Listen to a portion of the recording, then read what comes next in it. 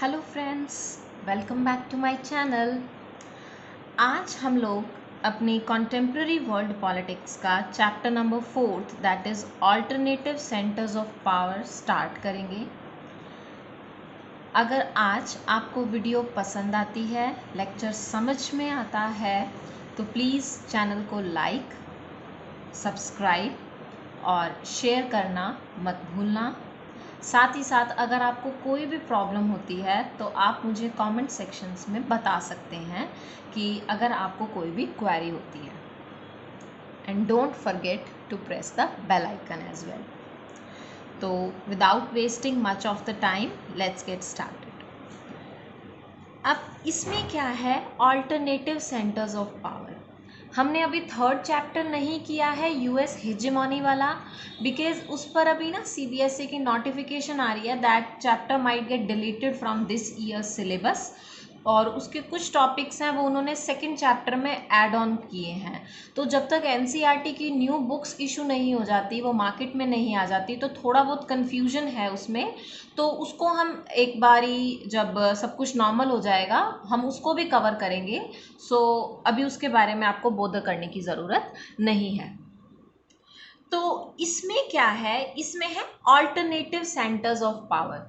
जैसे हमने देखा अपने सेकंड चैप्टर में कि जो हमारी वर्ल्ड वॉर के बाद जो हमारा कोल्ड वॉर स्टार्ट हुआ था, वो कोल्ड वॉर भी एक तरह से ये लगा लो एंड हो गया था because of the disintegration of Soviet system into 15 different independent countries. तो उसके बाद क्या हुआ, यूएस जो था that became a sole power. उसकी जो हेजेमोनी थी वो इस्टेब्लिश हो रही थी, लेकिन at the same time a few alternative centers of power they were also coming into picture। कुछ ऐसे ऐसे सेंटर ऑफ पावर्स थे जो क्या थे, वो कहीं ना कहीं अमेरिका को क्या करते, कॉम्पीट कर सकते थे, वो कहीं ना कहीं उसको रादर अगर हम कहें तो ओवरटेक भी कर सकते थे। तो इस चैप्टर में हम उन्हीं के बारे में स्टडी करेंगे। वैसे तो इसमें 3 ऑल्टरनेटिव सेंटर्स ऑफ पावर के बारे में बताया गया है। First is the European union, second in ASEAN and third is the China. Okay, हम इसको वन बाय वन करके डिस्कस करेंगे। तो सबसे पहले हमारा टॉपिक है इसमें यूरोपियन यूनियन। यूरोपियन यूनियन, जैसे आपको नाम से पता चल रहा है कि इसमें आपको कौन सी कंट्रीज मिलेंगी, यूरोप कॉन्टिनेंट की कंट्रीज मिलेंगी। और ये भी आपको पता है कि जो यूरोप है आज की अगर उसमें टाइम में देखा जाए तो ये कंट्रीज जो हैं वो बहुत ही ज़्यादा डेवलप्ड कैटेगरीज में आती हैं। मतलब यहाँ का जो स्टैंडर्ड ऑफ लिविंग है, पर कैपिटा इनकम है, that is very very high. तो एक बार हम वैसे देख लेते हैं कि यूरोपियन यूनियन जो है उसकी हमें नीड क्या हुई या कैसे it came into picture. Direct European union existence में नहीं आया, इसकी भी एक इवोल्यूशन की प्रोसेस है, या ये स्टेप बाय स्टेप जो था वो एग्जिस्टेंस में आया। Let's discuss how.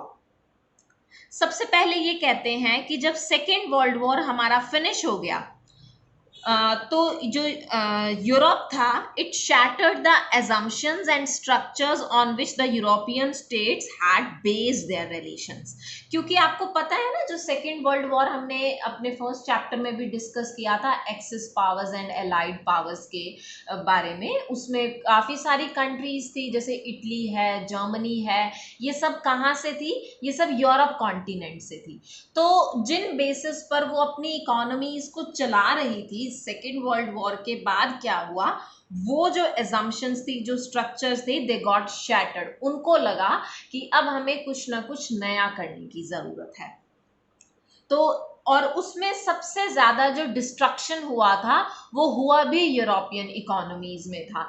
क्यों? क्योंकि हमने देखा था एक्सिस पावर में भी यूरोपियन कंट्रीज थी और एलाइड पावर्स में भी यूरोपियन कंट्रीज थी, जैसे यूके है, ठीक है, इटली है, फ्रांस है, जर्मनी है, ये सब यूरोपियन कंट्रीज में आते हैं। डिस्ट्रक्शन तो दोनों पावर्स, मतलब ऑपोजिशन में भी हुआ था, लाइक विनिंग कंट्रीज में भी हुआ था, और जिन्होंने वॉर को लूज किया था उन कंट्रीज में भी हुआ था। तो अब हमें किस चीज की जरूरत थी? अब हमें यूरोपियन इकोनॉमीज को डेवलप करने की जरूरत थी। So for that what the US did, US जो था उसने एक प्लान था, मार्शल प्लान, वो इंट्रोड्यूस करा, मार्शल प्लान। अब ये जो प्लान था, इसमें क्या किया गया, इसमें ना जो यूरोपियन कंट्रीज थी उनको रिवाइव करने के लिए जो अमेरिका है वो फिनेंशियल एड प्रोवाइड करेगा, और किस तरह से अपनी इकोनॉमीज को इनको डेवलप करना है वो चीज भी देखी जाएगी। अब थोड़ा सा हम मार्शल प्लान के बारे में बात करते हैं, that what was the Marshall plan. क्यों? क्योंकि इसमें 1 मार्क के पॉइंट ऑफ व्यू से इंपॉर्टेंट क्वेश्चंस आते हैं। The plan which was formed under Mr. George C. Marshall, he was the US secretary at that time. अब इसमें जैसे मैंने आपको बताया that what will America do for the European economies, America जो है उनको फिनेंशियल हेल्प प्रोवाइड करेगा, ताकि जो यूरोप में जो डिस्ट्रक्शन हुआ है या जो ये बैकवर्ड जा रहे हैं, हम उनको इकोनॉमीज को किस तरह से रिवाइव कर सकते हैं। तो इसमें क्या किया गया, हमें पता है अमेरिका ने क्या किया था, एक NATO, that is North Atlantic Treaty Organization बनाई थी, जिसमें वेस्टर्न यूरोपियन कंट्रीज जो थी वो यूएस के सपोर्ट में थी। तो new collective security structure that was also created under NATO. Under this plan हमने क्या करा, देखो ये 1 मार्क के पॉइंट ऑफ व्यू से इंपॉर्टेंट क्वेश्चन है। एक तो सबसे पहले आपको ये फुल फॉर्म पता होनी चाहिए, दैट OEEC की फुल फॉर्म क्या होती है, Organisation for European Economic Cooperation. ठीक है, इन्होंने देखो नाम से ही पता चल रहा है यूरोप को इकोनॉमिकली कोऑपरेट करना है। ठीक है, और उसके लिए हमने क्या करा है, एक ऑर्गेनाइजेशन बनाया है।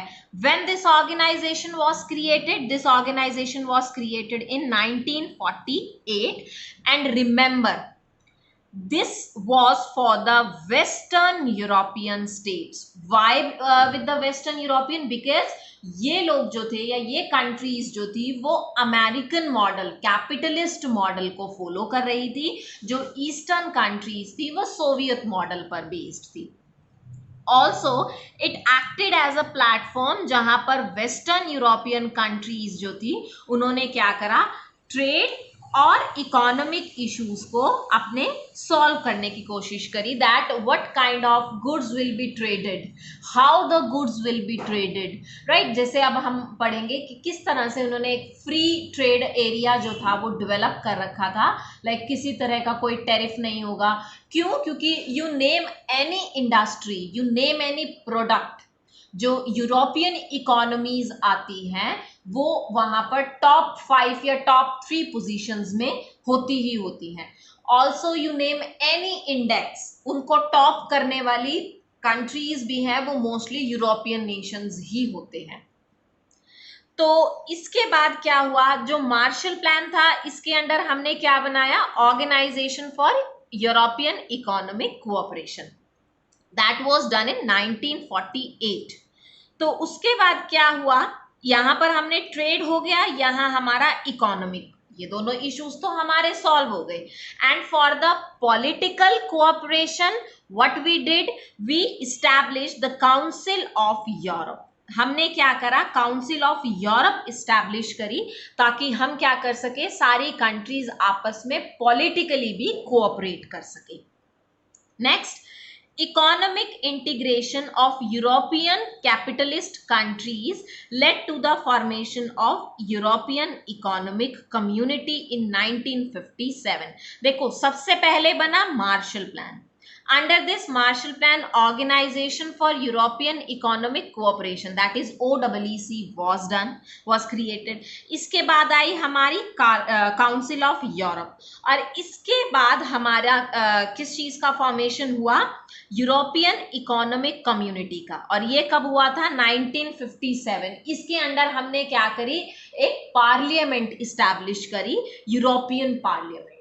ठीक है, जो क्या करेगी, सभी यूरोपियन कंट्रीज के कोऑपरेशन को आगे, मतलब उनके सभी को ध्यान में रखकर दे विल बी वर्किंग।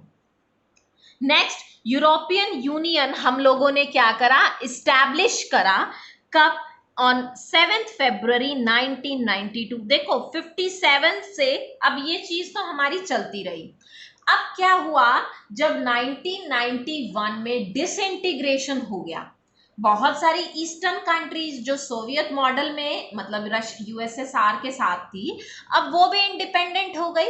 अब उन्होंने क्या किया, अब वो कहती कि हम भी क्या करेंगे, कैपिटलिस्ट मॉडल को ऑप्ट करेंगे, and we also want to be a part of western European model, and for that what we did, we established European union.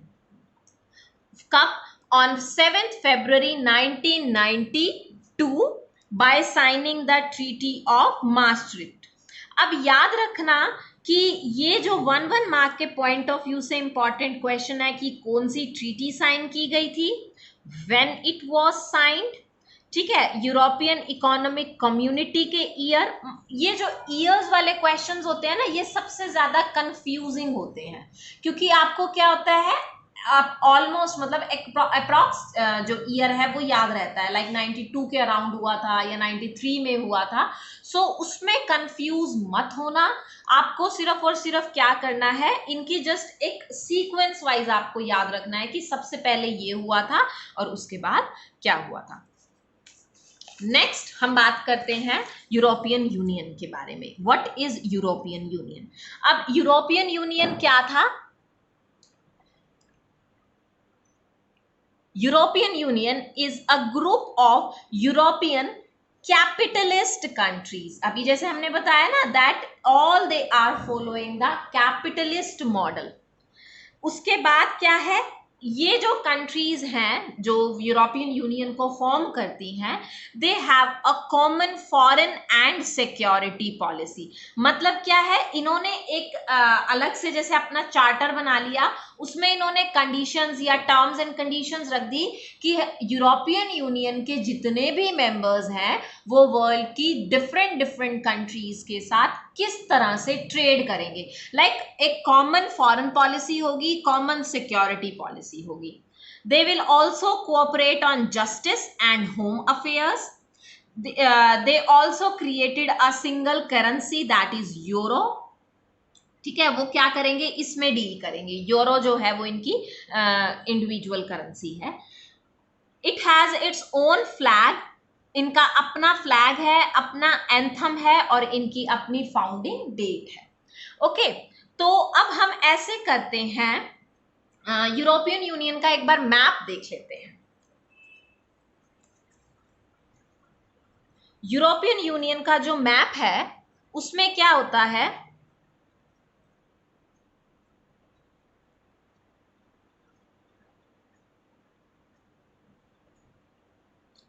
European union के देखो ये कंट्रीज हैं जो इसके ओल्डर मेंबर्स हैं और ये कंट्रीज हैं जो इसके न्यूअर मेंबर्स हैं।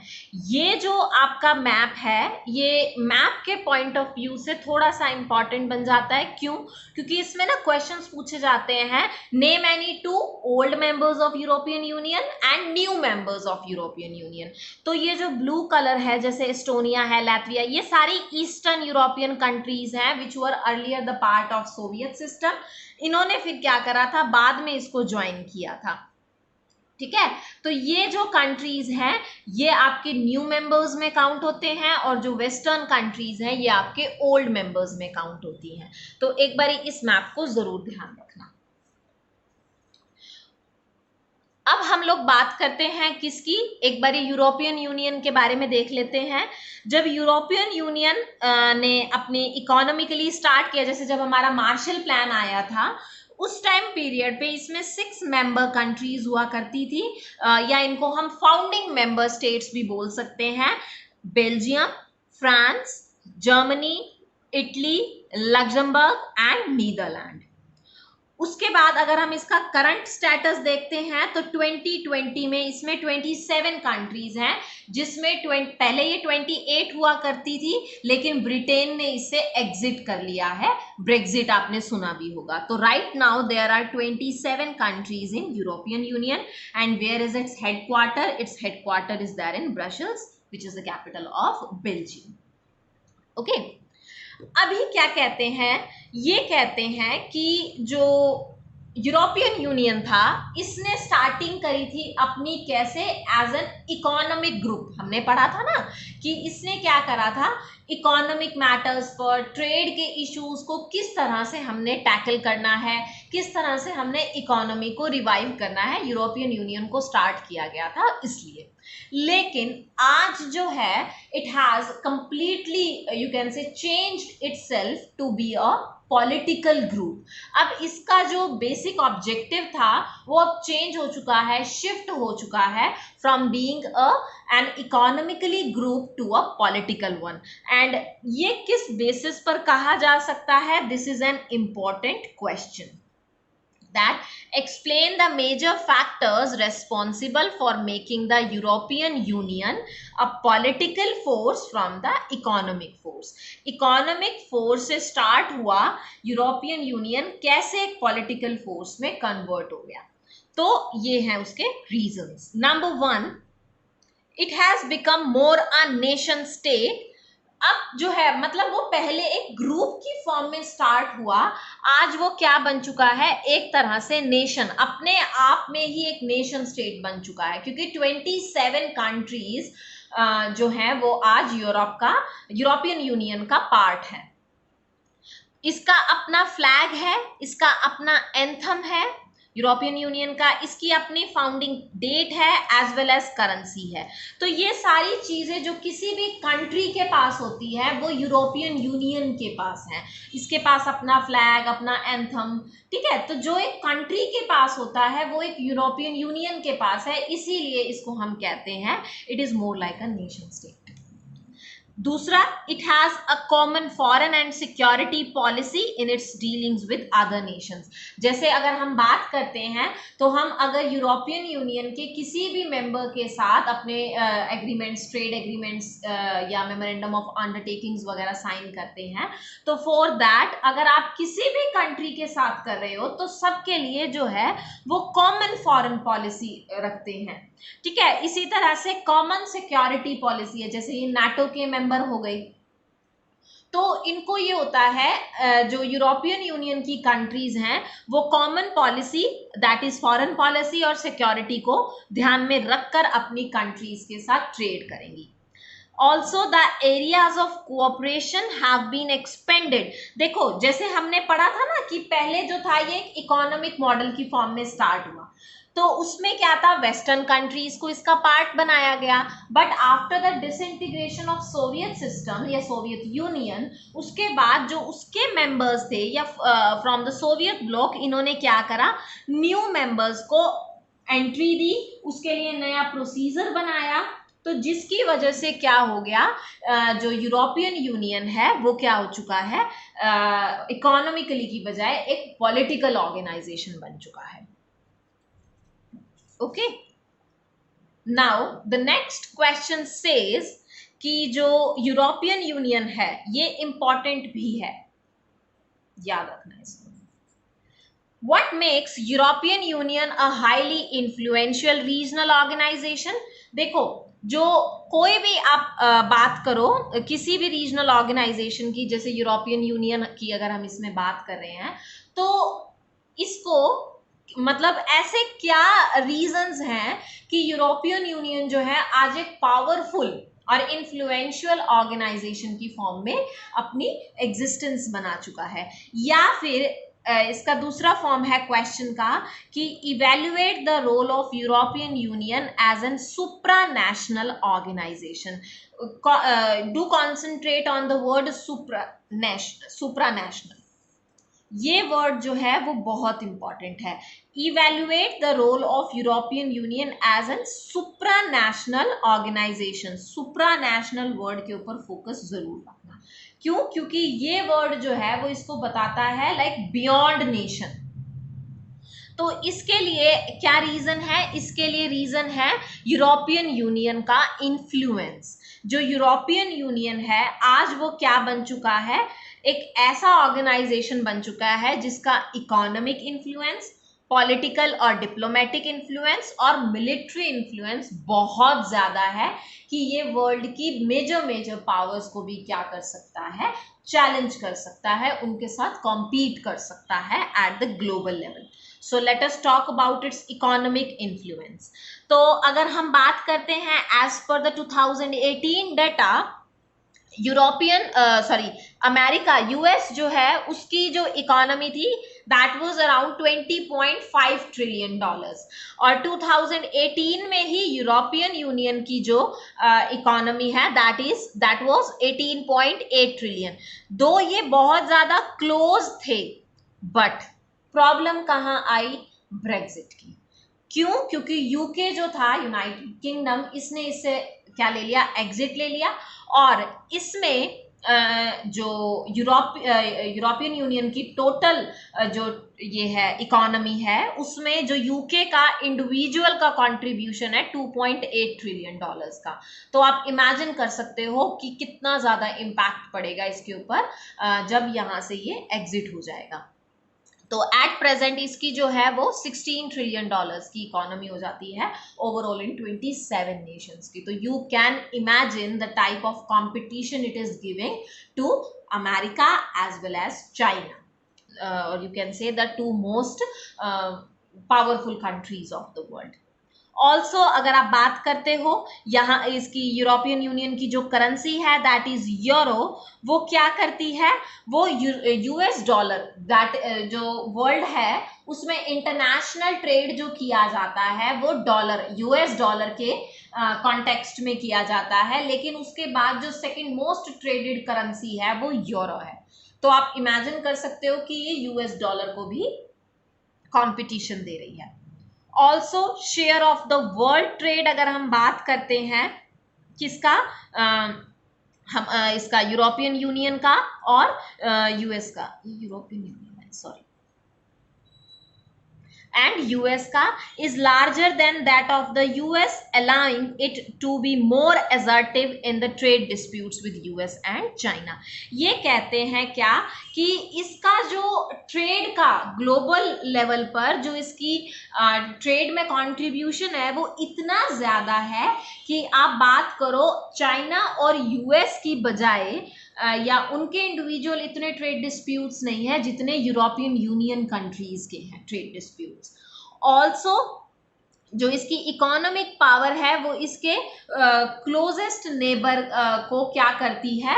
एक मतलब अपने अंडर रखकर काम करने की कोशिश करती है। सिमिलरली अगर आप बात करो अफ्रीका है, अफ्रीका जो है वो वर्ल्ड के पूरेस्ट कॉन्टिनेंट में से एक है, और आपको भी पता है वहां पर रिसोर्सेज इतने ज्यादा हैं लेकिन उनको एक्सट्रैक्ट करने के लिए उनके पास टेक्नोलॉजी नहीं है, and that technology is now being provided by India, by China and bye European countries.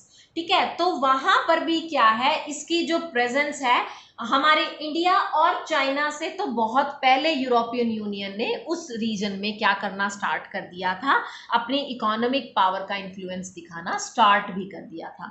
It also functions as an important bloc in international economic organisation जैसे कि WTO, वर्ल्ड ट्रेड ऑर्गेनाइजेशन में क्या है जो हमारे presence अगर आप देखते हो तो अमेरिका है, उसको चैलेंज करना या उसकी बात को मना करना, या अगर आप बात करते हो कि वो क्या करता है किसी भी बताए हुए रूल्स को या नॉर्म को या ट्रेड डिस्प्यूट को किस तरह से टैकल करना है, वहां पर इंपॉर्टेंट रोल किसका आ जाता है? यूरोपियन यूनियन का। क्यों? क्योंकि एक अकेली कंट्री अगर एक चीज को प्रेजेंट करती है, वही एक ऑर्गेनाइजेशन उस चीज को प्रेजेंट करता है, तो that makes a greater difference. तो यहाँ पर ये बात करते हैं किसकी? Economic influence of European union. Next हम बात करते हैं किसकी? Political influence of European union. Political influence की अगर हम बात करें तो पहले जो है दो now the Britain has exit, लेकिन ये पहले के टाइम की बात है। तो 2 members of the European Union holds permanent seat on the United Nation Security Council. इसके जो 5 परमानेंट मेंबर्स हैं, 5 permanent members you have to mention in the comment section. उनमें से 2 मेंबर्स तो मैं आपको बता ही देती हूँ, ब्रिटेन और फ्रांस है। और आपको पता है परमानेंट मेंबर्स के पास क्या है, a kind of veto power they are enjoying. Veto power क्या होती है, a kind of negative power. इसके बारे में हम बाद में डिटेल में स्टडी करेंगे, so don't bother about it. Next जो यूरोपियन यूनियन है, it include several non permanent members. अगर आप बात करते हो यूनाइटेड नेशन की ना, तो उसमें टोटल 15 मेंबर्स जो है ना वो होते हैं, जिसमें से 5 होते हैं परमानेंट और 10 होते हैं नॉन परमानेंट। ठीक है, तो परमानेंट में तो 2 आ गए यूरोपियन यूनियन से। इसके बाद जो ये 10 मेंबर्स है जो 2-2 साल के लिए अपॉइंट किए जाते हैं, इलेक्ट किए जाते हैं, ये जो मेंबर्स हैं इनमें भी क्या होता है, यूरोपियन यूनियन से बहुत सारे कंट्रीज आती हैं, जैसे कि और दूसरी बात उनका भी क्या है, बहुत ज्यादा इंपॉर्टेंट रोल होता है। अब जैसे कि एग्जाम्पल ले रखा है इन्होंने कि जो ईरान डील हुई थी, इंडो कह रही हूँ, हमारी जो डील हुई थी अमेरिका की और ईरान के साथ हुई थी, that deal was known as P5+1। उसमें क्या हुआ, जो ईरान है उसको उसके ऊपर जो सैंक्शंस लगाए गए थे बाय द यूनाइटेड स्टेट्स वो वापस ले लिए गए। लेकिन अभी लास्ट ईयर ही, जब आपको पता तो है ट्रम्प जो है he is a kind of hard politics जो है वो करते हैं, तो उसमें उन्होंने क्या कहा, उन्होंने इस जो यूएस ईरान डील थी उन्होंने इससे बैकआउट कर लिया, that sanctions will be imposed on Iran also. लेकिन जो यूरोपियन यूनियन की कंट्रीज हैं, जो ये P5+1 है, इसमें जो ये 1 था ये जर्मनी था। ठीक है, तो इन्होंने क्या करा, इन्होंने इसमें जो डील साइन करी थी उसमें जो यूरोपियन यूनियन की कंट्रीज थी उन्होंने मना कर दिया दैट वी वांट बैकआउट, हम बैकआउट नहीं करेंगे, हम चाहेंगे कि इस डील को आगे फर्दर जो है वो कंटिन्यू किया जाए। वाई? बिकॉज ईरान ने किसी तरह की कोई भी रूल को ब्रेक नहीं किया है, तो why back out. Also use of diplomacy, economic investment and negotiation. देखो कहते हैं ना बात करनी सबसे ज्यादा बेटर होती है। आपके बीच में कोई भी प्रॉब्लम है, आपकी चाहे वर्ल्ड की किसी भी कंट्री के साथ कोई भी डिस्प्यूट है, चाहे वो ट्रेड से रिलेटेड हो, चाहे वो बॉर्डर से रिलेटेड हो, चाहे वो इकोनॉमी से रिलेटेड हो, किसी भी तरह की कोई भी डिस्प्यूट हो, आप उसको कैसे सॉर्ट कर सकते हो, टॉक की हेल्प से। तो जो यूरोपियन यूनियन है, ये कंट्रीज ऐसी हैं जो वॉर में बिलीव नहीं करती, वो बिलीव करती है डिप्लोमेटिक सॉल्यूशंस में, इकोनॉमिक इन्वेस्टमेंट में, एज वेल एज नेगोशिएशन में, देन द कोअर्शन और मिलिट्री फोर्स। ना तो ये मिलिट्री फोर्स का यूज करना चाहती हैं और ना ही ये फोर्सफुली किसी से अपनी बात मनवाना चाहती है, जिसकी वजह से चाइना के साथ जो ह्यूमन राइट्स इशू था या एनवायरमेंटल डिग्रेडेशन का इशू था, उसके ऊपर भी यूरोपियन यूनियन के साथ नेगोशिएशन में बहुत इंपॉर्टेंट रोल प्ले किया गया था। ओके ओके, अब हम बात करते हैं इसके थर्ड एंड लास्ट इन्फ्लुएंस की, दैट इज मिलिट्री इन्फ्लुएंस। अब मिलिट्री इन्फ्लुएंस में क्या था, या अगर आप बात करो मिलिट्री पावर के बारे में, तो यूरोपियन यूनियन की जो कंबाइंड आर्म्ड फोर्सेस है वो क्या है, सेकेंड लार्जेस्ट है इन द वर्ल्ड। अगर आप बात करो एक सिंगल कंट्री तो यहाँ पर है नहीं, बहुत सारी 27 कंट्रीज की अगर हम बात कर रहे हैं, तो इन 27 कंट्रीज की अगर हम कंबाइंड आर्म पावर को देखें तो वो क्या बन जाती है, सेकेंड लार्जेस्ट बन जाती है इन द वर्ल्ड। ऑल्सो अगर आप बात करते हुए इसके डिफेंस के ऊपर एक्सपेंडिचर की, that is also second after US. जो यूएस है इसका $762 बिलियन है और यूरोपियन यूनियन का $300 बिलियन है। Though it is far behind United states, but still it is the second largest. The two European Union member states, that is Britain and France, they have nuclear arsenals of approximately 550 nuclear warheads. अगर nuclear weapons की आप इनकी बात करते हो तो Britain और France in दोनों का कंबाइंड अगर न्यूक्लियर वॉरहेड देखा जाए तो 550 आता है। अब आप वैसे तो ब्रिटेन जो है वो इससे एग्जिट ले चुका है, तो अगर हम इसको एक्सक्लूड कर देंगे तो ठीक है, थोड़ी सी पावर कम हो जाएगी, लेकिन फिर भी क्या है, ये जो अमेरिका है उसको चैलेंज दे सकता है, कॉम्पीट कर सकता है in terms of technology. Also, it is the world's second most important source of space and communication technology। जैसे मैंने आपको बताया कि ये क्या है, टेक्नोलॉजिकल टर्म्स में भी अमेरिका को क्या करता है, कॉम्पीट कर सकता है। इसके जो सैटेलाइट्स हैं या इनकी जो कम्युनिकेशन टेक्नोलॉजी है वो क्या है, that is at par with the United States. Okay, तो ये थे इसके कौन से इन्फ्लुएंस कि हम जो यूरोपियन यूनियन है वो एक सुप्रा नेशनल ऑर्गेनाइजेशन की फॉर्म में कैसे उभर कर आया। The reasons behind that were the military influence, economic influence and political influence. But कहते हैं ना, since every coin has two sides, तो इसके भी सेम है। क्या है, जो यूरोपियन यूनियन है, though it is a supranational association, has been able to intercede in economic, political and social areas, लेकिन इसकी भी कुछ कमियां हैं, इसकी भी कुछ प्रॉब्लम्स हैं, या इतना बड़ा ऑर्गेनाइजेशन होने के बाद इतनी military influence, economic influence, political influence होने के बाद भी यूरोपियन यूनियन की अपने आप में ही क्या है, कुछ लिमिटेशंस हैं। क्या है वो limitations, let's talk about those. जो मेंबर स्टेट्स हैं यूरोपियन यूनियन के, उनके अपने भी फॉरेन रिलेशंस हैं, उनकी अपनी डिफेंस पॉलिसीज हैं, जो क्या होते हैं, यूरोपियन यूनियन और उस इंडिविजुअल कंट्री के बीच में क्या कर देते हैं, एक लाइक कॉन्ट्राडिक्ट कर देते हैं उसको। जैसे अगर हम बात करते हैं यूरोपियन यूनियन के साथ इंडिया के ट्रेड की, तो इंडिया का ट्रेड जो है वो यूरोपियन यूनियन कंट्रीज में ऐसा नहीं है कि हम 27 कंट्रीज के साथ इक्वल ट्रेड करते हैं। नो, हम किसी कंट्री के साथ ज्यादा करते हैं, किसी कंट्री के साथ कम करते हैं और किसी कंट्री के साथ तो करते ही नहीं। तो ऐसे ही वो कहते हैं उनके अपने फॉरेन रिलेशंस हैं, उनकी अपनी डिफेंस की पॉलिसीज हैं, जो एक्चुअल में यूरोपियन यूनियन की अपनी पॉलिसीज को क्या कर देती हैं, कॉन्ट्राडिक्ट कर देती हैं। Presence of deep-seated Euroscepticism in some parts of the Europe about the European Union's integrationist agenda। हुआ है कि जो ब्रिटेन के फॉरेन प्राइम मिनिस्टर थे, उन्होंने क्या करा था, उन्होंने यूरोपियन मार्केट से यूके को दूर रखा था। सिमिलरली डेनमार्क और स्वीडन है, उन्होंने क्या करा था, maastricht ट्रीटी को साइन करने के लिए मना कर दिया था पहले, लेकिन बाद में फिर उन्होंने उसको ज्वाइन भी कर लिया था।